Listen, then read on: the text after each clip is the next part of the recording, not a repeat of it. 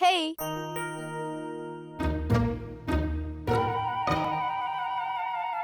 ये सब का सुबह गलती से हम आपके शर्ट फाड़ देले रहनी। हम ओके फिक्स करे आइल बानी। हमरा ओकर कोनो जरूरत नहीं के। Thank you. Please mister Khan, please. Well यह बात पे को शेरर्स बा। टूट जाए दिल हमार, सोल भी हो के हर्ट। टूट जाए दिल हमार, सोल भी हो के hurt if you don't let me seal your shirt. Thank you. आप एगो काम करी, शायरी से दूर रही और एगो काम और करी, यहाँ से चल जाए। प्लीज मिस्टर खान, देखिए हमारी बात सुनी। अगर हम आपको शर्ट फिक्स ना करनी ना तो आपके हमके टॉन्ट करे के कोई रीजन मिल जाए जो हम बिल्कुल ना चाहे नहीं कि आपके पास होके। अगर हम आपको शर्ट फिक्स कर देब ना तो आप कभी भी हमके टॉन्ट ना कर पाए, और अगर करब भी तो I can counter you bank कि अगर हम आपके शर्ट फाड़ ले बानी तो हम ओके स्टिच भी कर देब। प्लीज। ठीक बा, प्लीज एकरे बाद और कुछ बोलिए मत। आई। Thank you.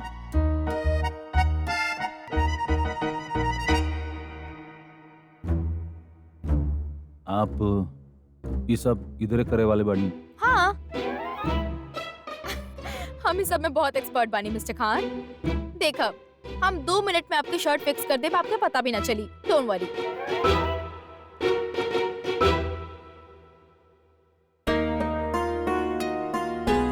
हम जानत बानी मिस्टर खान आप काहे इतना अपसेट बानी, काहे कि रघु हमने के हाथ से निकल गई। बट डोंट वरी, हमने ओकर नाम तो कंफर्म कर लेनी। अब हमके सिर्फ इतना करे के बा कि हमने के फिनिक्स सिक्योरिटी एजेंसी जाए के बा और रघु के डिटेल्स एंड एड्रेस हमने के हाथ में होगी। Don't you think so? और ओकरा बाद जे शख्स फूफी पे अटैक केले रहे ना, हमने ओकरा तक पहुंच जाए। वैसे mister Khan, we make a great team ना, जे चुपके से आवेले और अपन काम करके फटाफट चल जाले क्योंकि पता भी ना चलेला ना। हम आपसे कहले रही ना मिस्टर खान कि 2 मिनट में आपकी शर्ट फिक्स कर दे। इट्स डन।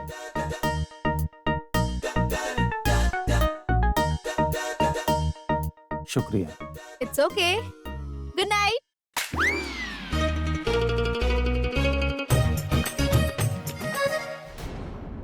दादी, हम हर जगह देख ले नहीं, लेकिन चाबी कहीं ना मिलल। इस साजिश के राज के चाबी के ढूंढे खातिर आपके बहुत गहराई में जाए के पड़ी।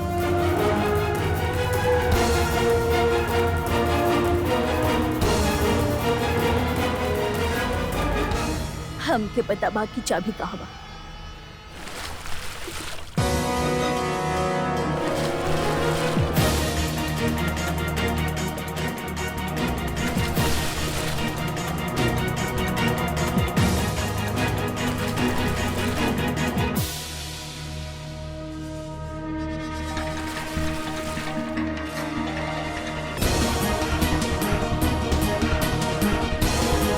देखना,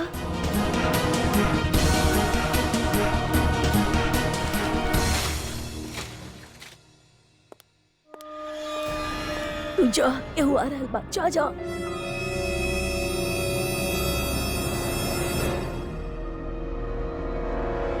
बड़ी भी आप भी वक्त यहाँ का कर रहल बानी?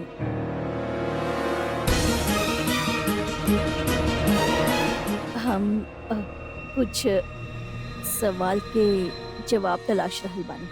बड़ी भी कबो कबो सवाल के जवाब ढूंढे खातिर बड़ी गहराई में जाए के पड़ेला, और ऐसे में अक्सर आपके पता बाकी का हो जाला, इंसान डूब जाला।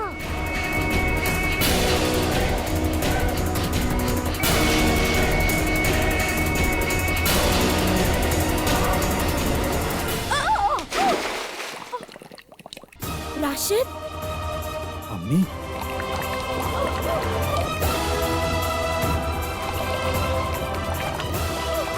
दादी, अम्मी, अम्मी,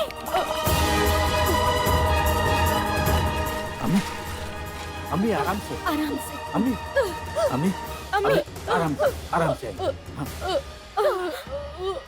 अम्मी आप ठीक तो बानी ना? अम्मी आपके संभाल के चले के चाहिए। हम ना करनी, हमके धक्का दे ले रहे।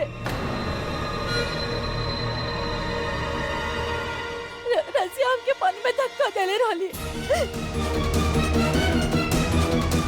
बस करी बड़ी भी, झूठ बोले के भी हद होकेला। रजिया बेचारी त अंदर सूत रहल बिया। हाय का भइल, हम त कमरा में रहनी। हाय अल्लाह, बड़ी भी आपके कहाँ हो गई? अरे भीग कैसे गई रे? बस कराई नाटक। तो हमके धक्का देलू पानी में। मासूम बने की कोशिश मत करो। तोहरे गुनाह के सब सबूत पड़े हमरा पास। वो चाबी जो तू पानी में छुपाइले रहलू, वो चाबी पड़े हमरा पास।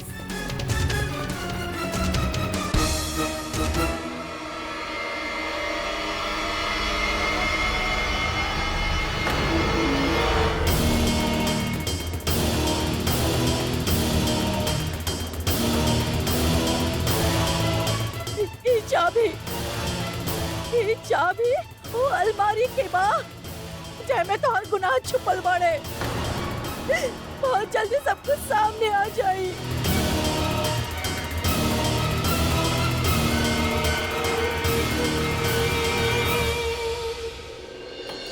आई सब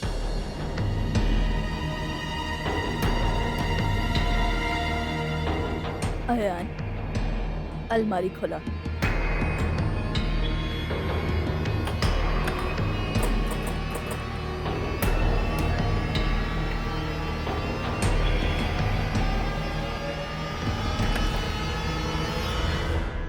दादी ई चाबी अलमारी के ना बाड़े।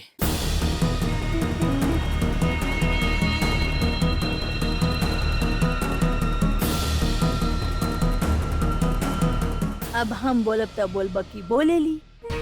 बड़ी दी, हम कहनी ना ये चाबी हमरा अलमारी के बा ही ना। रजिया, ये चाबी तोहार बा। ये अलमारी के ना तो कोनो और अलमारी के। रजिया, अगर ये खास ना होकर ना तो तू एके पानी में ना छुपई तू। बड़ी भी चाबी हम ना छुपैली पानी में। और ये बात तो सिर्फ आप कह रहल बानी ना, क्या और तो ना देखलस? भाभी, अगर अम्मी इतना कह रहल बाड़ी तो उनकर तसल्ली खातिर कर लेवे दी ना। हाँ हाँ, हम कहाँ रोक रहल बानी केहू के। करो जॉन करे के बा।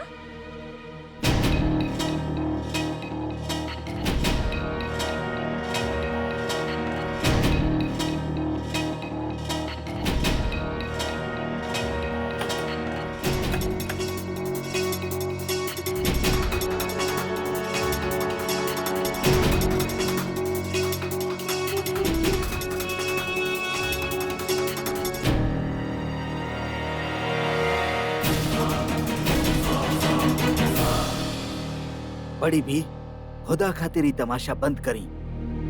अब तो आपके यकीन हो गई ना ये चाबी हमनी के नहीं खे। लेकिन ये चाबी केहू ना केहू अलमारी के जरूर बा। तो वो तो हो भी करी बड़ी भी, लेकिन ये बात साबित हो गई कि ये चाबी हमरे कोनो अलमारी के ना बा।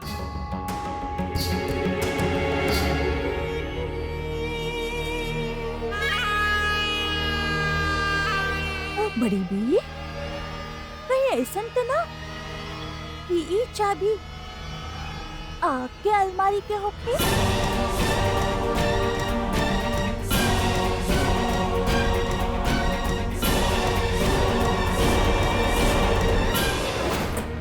हमके पूरा यकीन बा कि ये चाबी केहू और ताला के बा।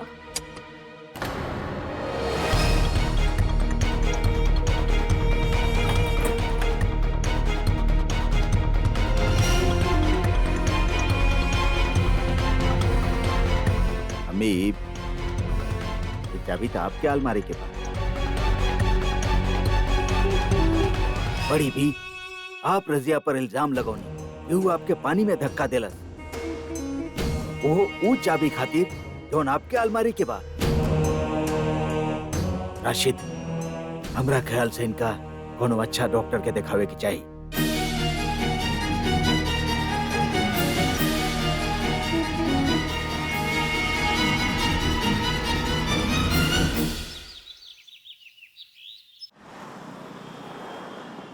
हमरा आपके एम्प्लॉय रघु सिंह के डिटेल चाहिए।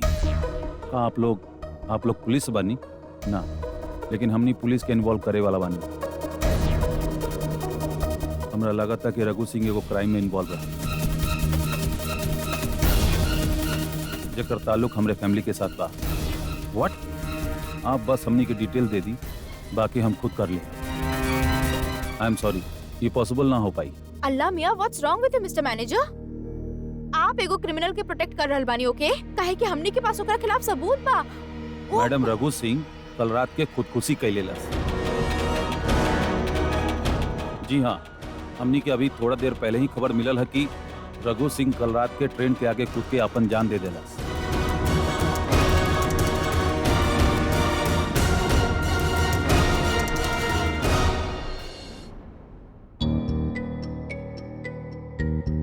मिस्टर खान, ऐसन भी तो हो सकेला कि रघु सिंह सुसाइड कैले ही ना होके, बल्कि केहू ओकरा मरवा देले होके। रघु सुसाइड कैले बा कि ओकर कत्ल करवा दिहल गई बा, ऐसे हमरा कुछ नहीं के फर्क पड़त। इम्पोर्टेंट बा कि वो एकलौता शख्स जेकरा पता रहल कि अम्मी पे हमला के करवाइलस, वो जिंदा नहीं थी। हम बस ये जानना चाहता नहीं कि हमारा ऐसा कौन सा दुश्मन बा जौन ई हद तक गिर सकेला, और हमनी जौन अपने ख्वाब में भी केहू के बुरा ना सोच सकेनी। हमनी के दुश्मन के हो सकेला एक सुराग, वो खत्म हो गया। असद,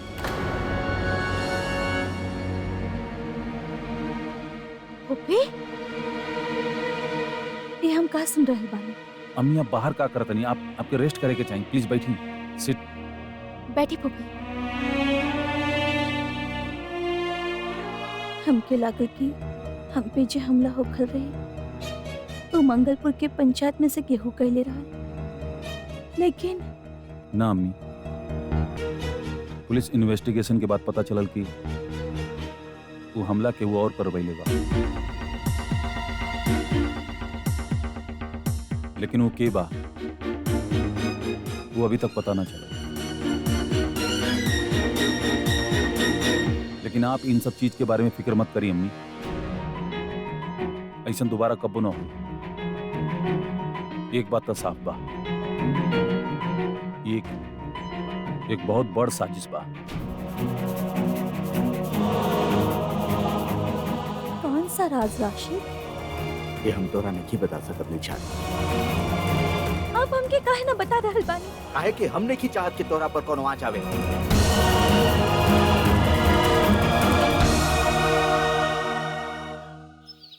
इंस्पेक्टर, आपको एको क्लू न मिलल, इन्वेस्टिगेशन एक स्टेप भी आगे न बढ़ल, और आप कहत बानी कि बहुत बड़ा सौभाग्य बा कि हमार अम्मी बच गई। नहीं, हम परेशान काहे होता नहीं? वो लोग हमार घर आइले, हमार अम्मी पर गोली चलाइले, और अभी तक आजाद घूमत बाड़े।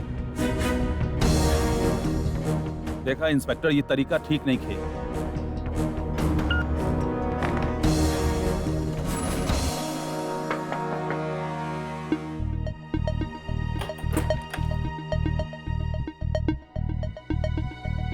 अब आप यहाँ का करता नहीं? मिस्टर खान, हम यही केस के बारे में आपसे बात करे आइल बानी। आप कहले रहनी कि जब तक हमनी कातिल के ना पकड़ ले तब तक हमनी चैन से ना बैठब। हम चैन से ना बैठब, प्लीज आप एमे इंटरफेयर मत करिए। मिस्टर खान, हम ई खातिर इंटरफेयर कर रहल बानी काहे कि हम फूफी के आपन समझे नहीं। I need to. I understand that, लेकिन अभी आप यहाँ से चल जाइए, ये वक्त हम बहुत परेशान बने। मिस्टर खान, हमके ऐसा लागत बा कि वो मैनेजर झूठ बोल रहल बा। Yes mister Khan, all of a sudden कह रहल बा कि रघु सुसाइड कर लेलस। वो हमनी से कुछ छुपा रहल बा मिस्टर खान। हमनी के ओकरा धमकावे के चाहिए। We should threaten him। अपने आप सच्चाई बोल दी। ये कोनो गेम नहीं के मिस फारूकी। अगर वो घर में आके केहू पर गोली चलवा सकेला तो केहू के ट्रेन के आगे फेंकवा के मरवा भी सकेने। Take do anything. आप प्लीज यहाँ से जाएं, हमके कोनो आइडिया ना चाहिए। मिस्टर खान, प्लीज हमारी बात समझे की प्लीज कोशिश। लीव। आपके कोनो बात एक बार में समझ में काहे ना आवेला? जाए यहाँ से। फाइन, हमके जे करे के बा हम खुद कर ले। आपके जे करे के बाद करी, लेकिन यहाँ से चल जाए।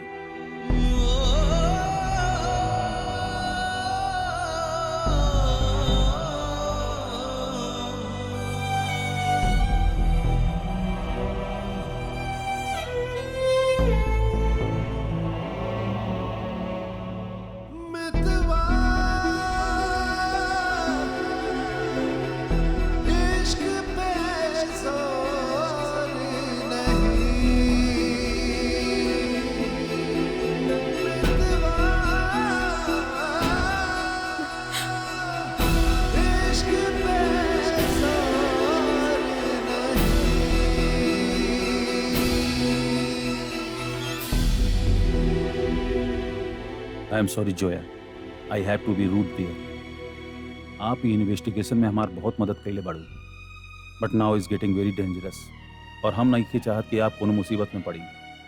यही खातिर हमरा आपके साथ ऐसा पेश आवे के पड़ल।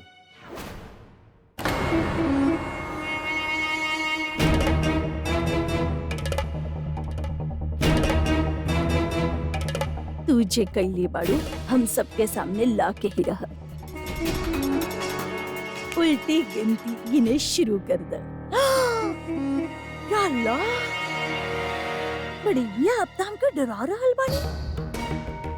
और खुदा कसम, देखा ना हमके खौफ के कारण पसीना आवे लगल हो।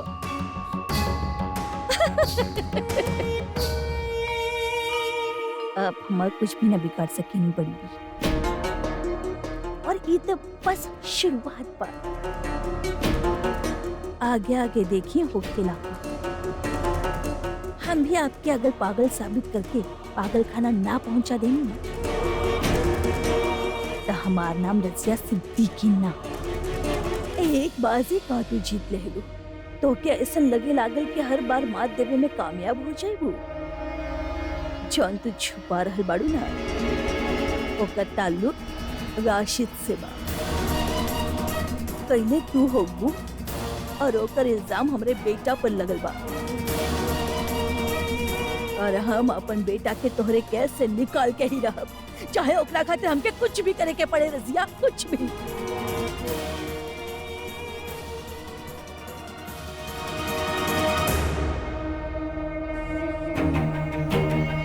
जब तक हम बड़ी बी के इंतजाम न कर दे,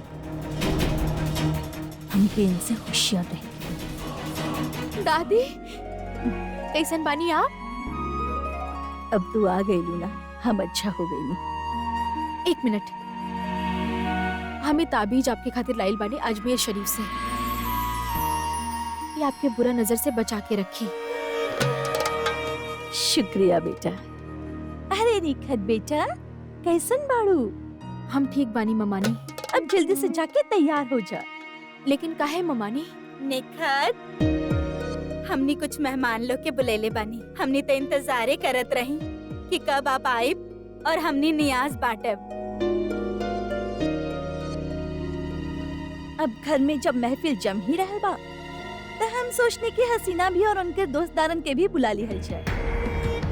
आखिर रिश्तेदारी के बाद बा। ऑटो, वो बड़ी मस्जिद के पास जाए के पा। हाँ बैठ जाए।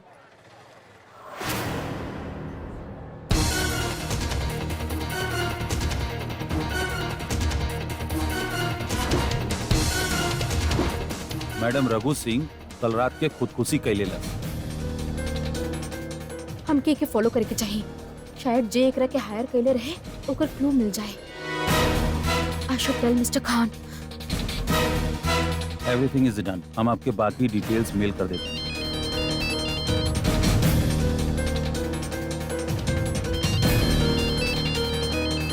पिक अप द फोन मिस्टर खान।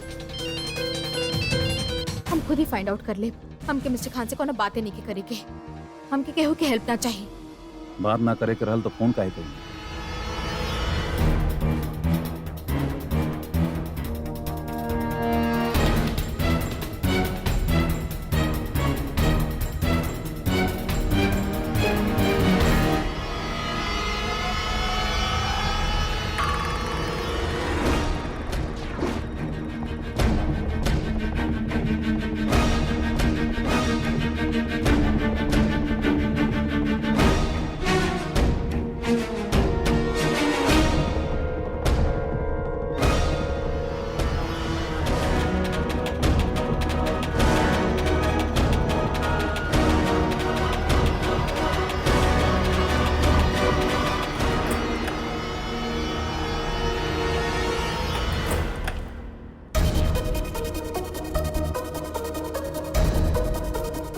अल्लाह मियाँ, ये आलीशान सा घर केकर बा?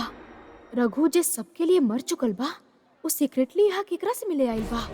एकर मतलब जे केहू भी पुपी पे अटैक करवेले बा, ओकर ही घर से कोनो ना कोनो ताल्लुक तो जरूर बा।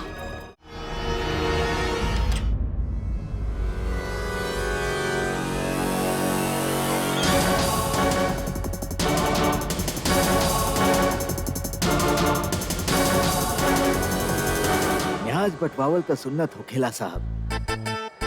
निखत बिटिया भी अजमेर शरीफ से लौटल बिया, हम सोचने एगो छोट सा महफिल हो जाए। जीजू आप स्टबन में एकदम सैफ अली खान लग रहल बानी। हाय, हम तो कॉम्प्लीमेंट देले बानी जीजू के, आप काहे ब्लश कर रहल बानी? हाँ वो मेरा चुप।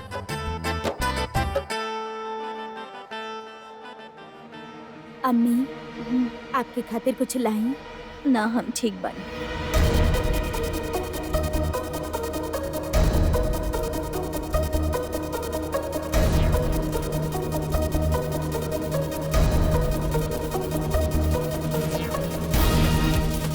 यहाँ तो कोनो फंक्शन बा।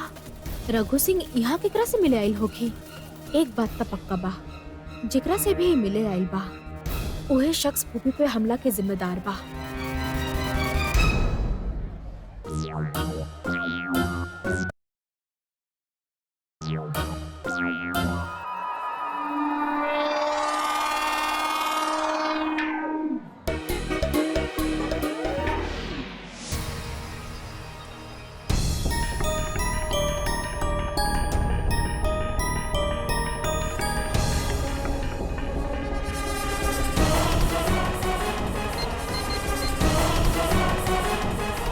अब हमके ई देखे के बा कि ई महफिल में ये केकरा से बात कर रहल बा।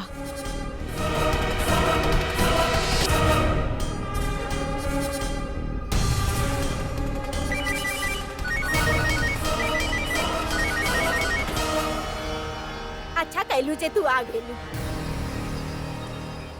हाँ, मिठाई मिल गई। अल्लाह मियाँ, what's wrong with her? You ना बिया।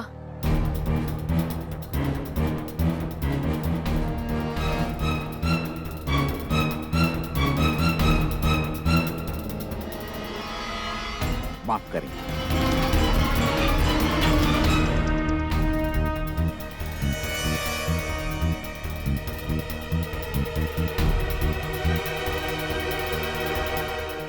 आखिर अब पानी कहाँ? तू हमके ना देख सकेला, लेकिन हम तो के देख सकेंगे। अब हम जितना कहत बानी उतने सुनो। खामोशी से यहाँ से बाहर निकला और घर के पीछे जो स्टोर रूम बा ओमे जाकर हमारा इंतजार करा।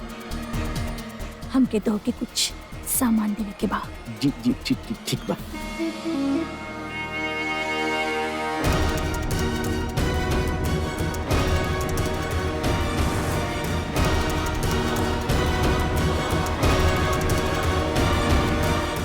इस सब के पीछे जे केहू भी बा, आज हम ओकर चेहरा देख के ही रहा।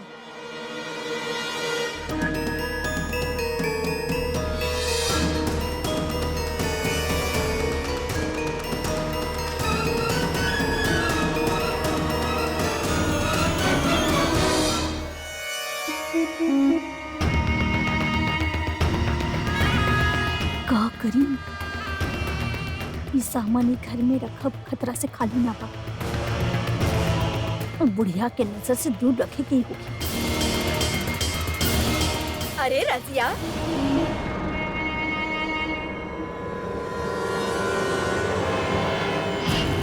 ओफो, हम तोरा के वहाँ ढूंढत रही। नयास तो बट गईल। हाँ, अब जल्दी करा, चल के तोहफा दिखा दा। वो का है ना कि हमें लोग की कहानी भाई तोहफा के मामले में ना रजिया के टेस्ट बहुत अच्छा बा। तई लोग काली हम भी देखा। चलो जल्दी करा। अब हसीना, आप चलो ना, हम बस आवत आनी। चलो चलो हम आवत आनी। अरे भाई अब देर मत करा। वो कहा ना हमार फुफेरी बहन के दुबई के 5 घंटा बाद फ्लाइट बा और यहाँ से एयरपोर्ट भी कितना दूर बा। अब भाई तोहफा के चक्कर में फ्लाइट थोड़ी ना मिस करी। और अल्लाह तौबा, अरे नाराज हो जाए तो मनावल मुश्किल बा। चला जल्दी कर। अरे हसीना आराम से। अरे चला जल्दी करा। जल्दी। अरे रुको।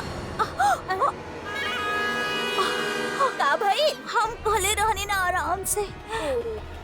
चला चला चला चला।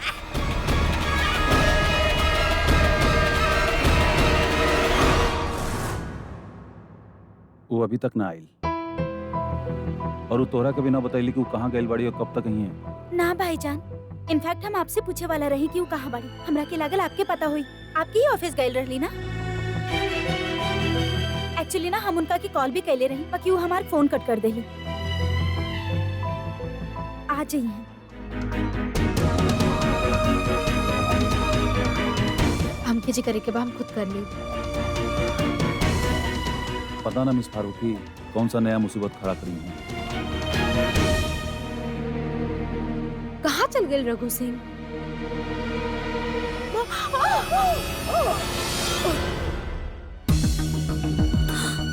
अल्लाह मियां, what's wrong with me? I am so sorry. हम अभी उठा देत बानी। इट्स ओके, हम करत बानी। ना हम उठा लेत बानी। इट्स ओके, हम गिरैनी हम ही उठा देत बानी। I will do.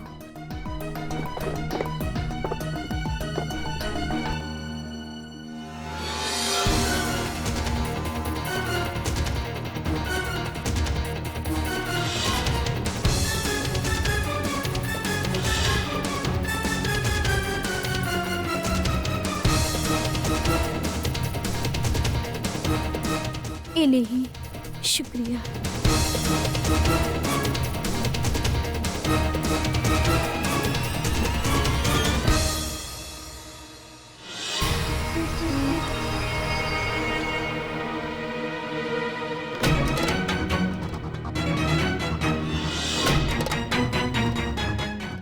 शुक्र बाई महफूज बा।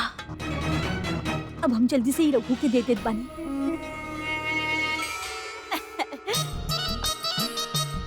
तोहफा तो अच्छा दिख रहा बा। अब एकर अंदर की कहानी का बा तो खोले पर ही पता चली ना बाना। ला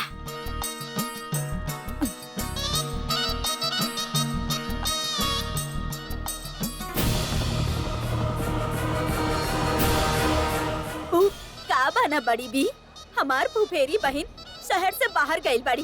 पूजा बाई ना हम ओकरा साथ लेके आई तोहफा लेवे खातिर। हाँ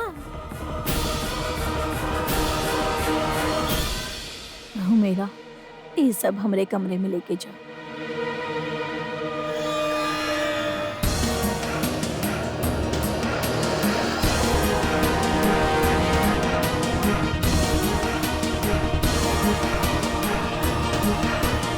हम आपके बतैले रहनी ना कि दिलशाद खान के घर पर एगो लड़की हमरा पकड़े की कोशिश के लिए रही।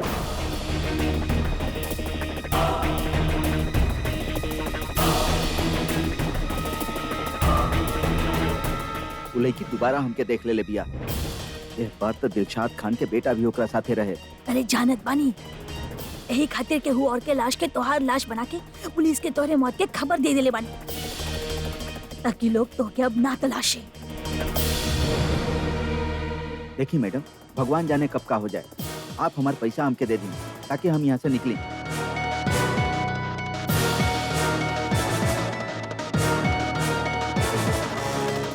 पहले ही लो, एके एहतियात से संभाल के रखिएगा। दिलशाद के मारे खातिर जौन रकम तय कैले रहे ओकर आधा रकम दे रहल बानी। हमके दोबारा तोहके काम पूरा करे खातिर बुलावे के पड़ी, बाकी के रकम तब मिल जाई।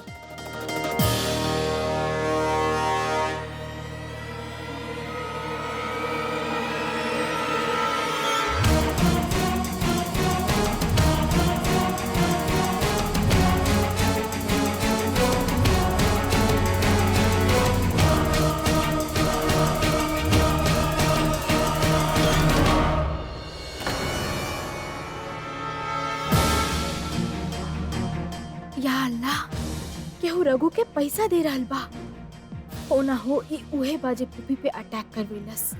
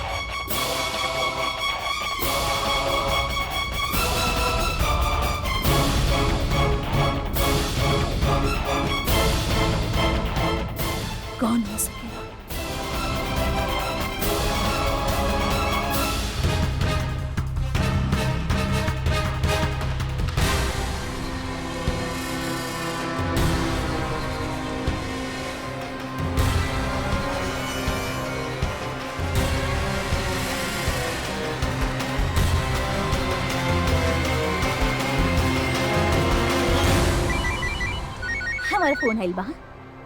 हाँ बोला। इतना खाली बा एकदम। कहा? अरे ठीक से देखा दोबारा। ये समझत काहे ना बाड़। अरे हो में हमारा सारा राज छुपल बा। हम खुद में बैग रखले बानी, देखा ध्यान से।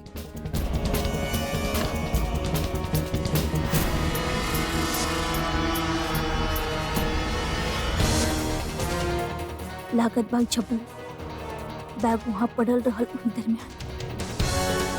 ओही दरमियान के हो में से पाउच निकाल लेलस। पर वो पाउच लेने के होखी। यस मिस्टर खान, हम देख ले बानी ओकरा। व्हाट?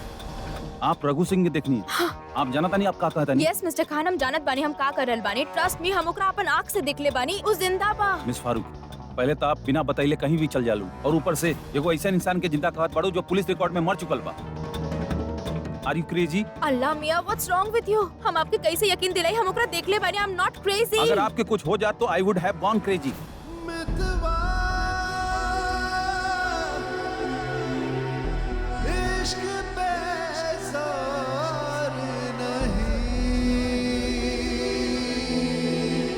I mean, अगर आपके कुछ हो जाता तो अम्मी के बहुत बुरा लगत। और I just can't handle this nonsense anymore. Mister Khan, आप हमारे यकीन काहे नहीं करत? सिर्फ रघु सिंह ही वो क्लू बा जे हमनी के वो इंसान तक पहुंचा सकेला जेकरा खातिर जिम्मेदार बा। और रघु सिंह जिंदा बा। आप ओकर चेहरा साफ साफ देखनी है? हाँ हाँ, वो कैप पहन ले रहे। तो मतलब आप ओकर चेहरा ठीक से ना देखनी है? वो केहू और भी हो सकेला। ना मिस्टर खान, वो रघु सिंह ही रहे। वेट, हम ओकर फोटोग्राफ क्लिक ना कर पैनी, पर ये देखी हम वो घर के फोटोग्राफ क्लिक केले बानी जहाँ वो गए रहे। हम यही घर में ओकर पीछे गए रही। मिस फारूकी, अगर आपके पास कुछ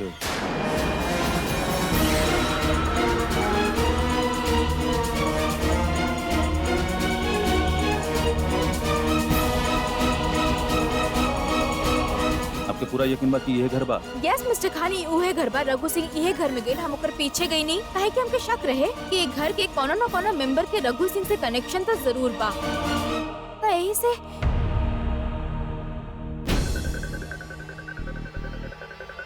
व्हाट? आप जानता नहीं केकर घर बा? राशिद अहमद खान के घर बा।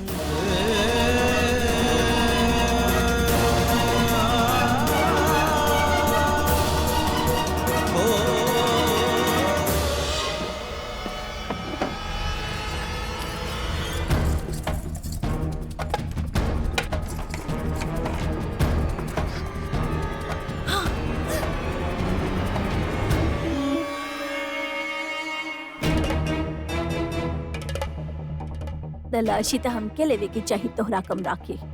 काहे कि न जाने कितना साजिशन के राज छुपा के रखले हुब्बू तू का हमरे कमरा के तलाशी ले रही बाड़ी। अगर तू हमरे सामान पे हाथ डालले बाड़ू न भैया,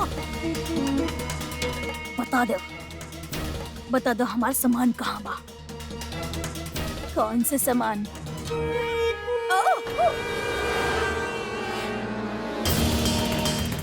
ये उम्र में अगर हड्डी टूट गई ना तो जुड़ब मुश्किल हो जाए, समझ लो। जल्दी से चल, हमारा सामान दे दे। वैसे तोहरे कोनो काम के ना बाऊ। हमने कहनी ना हमरे पास तोहर कोनो सामान ना बा। आप राशिद अहमद खान के घर पे केहू के रघु के पैसा देवत केहू के देख लुआ? एक्चुअली मिस्टर खान, वहाँ पे बहुत सारा लोग रहले। वहाँ कोनो फंक्शन रहे तो हो सकेला रघु सिंह वहाँ के हो आउटसाइडर से मिले गए होके। हमार मतलब बा, आई एम नॉट श्योर कि वो आपके अब्बू के फैमिली में से कोई हो। हमार मतलब बा मिस्टर खान, हो सकेला जे आप कहत बानी उहे सही होके। शायद हम ही वो आदमी के देखे में कोनो गलती कर देले होखी। ना जोया, तू कोनो गलती ना कैले बाड़ी।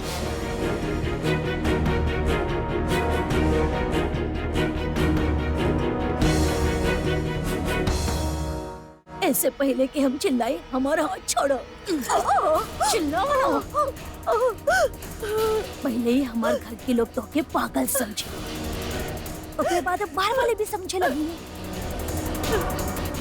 दो हमार सामान, दो हमार सामान, छोड़ा हमारा हाथ।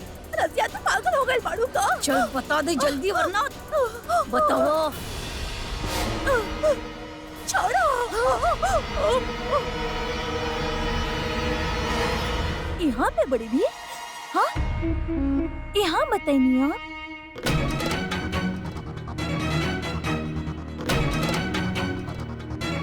अरे लेकिन दर्द हो रहा बा, आप केहू के बताइए काहे ना। दादी आपके हाथ में दर्द हो रहा बा का? कुछ ना बेटा, थोड़ा से मोच आ गए रहे। हम ठीक बनी। अच्छा अम्मी, सब मेहमान जा रहल बाड़े, वो आप दोनों के पूछ रहल बाड़े। बड़ी भी अपन ख्याल रखी हो।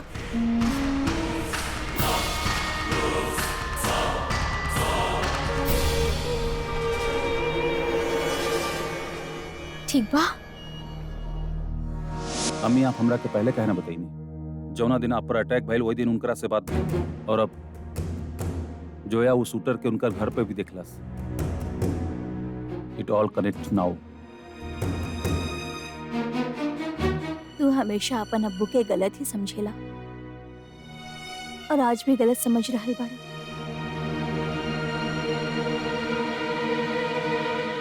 वो तो खुद केहू साजिश के शिकार बाड़े। आज से ना बल्कि बरसों से। नजमा के पहला साल गिरा के दिन गुड़िया फैक्ट्री में कुछ ऐसा भइल रहे शेकी हमार पूरा दुनिया ही बदल देलस और आशीष से उनकर आजादी छीन लेलस। अम्मी अगर ऐसा कुछ भइल रहा तो वो आपके पहले कहना बतैलन। काहे कि वो हमारी हिफाजत करे चाहत रहे, वो ना चाहत रहे कि हम पे कभी भी कोनो आँच आवे। तो फिर आप पर गोली कैसे चलल? अगर जनाब राशिद खान आपके हिफाजत करल चाहत रहले तो वो दिन आप पर गोली कैसे चलल?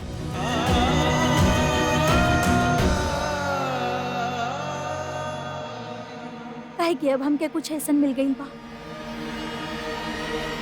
जे कि वो गुड़िया फैक्ट्री के साजिश के सुराग बा।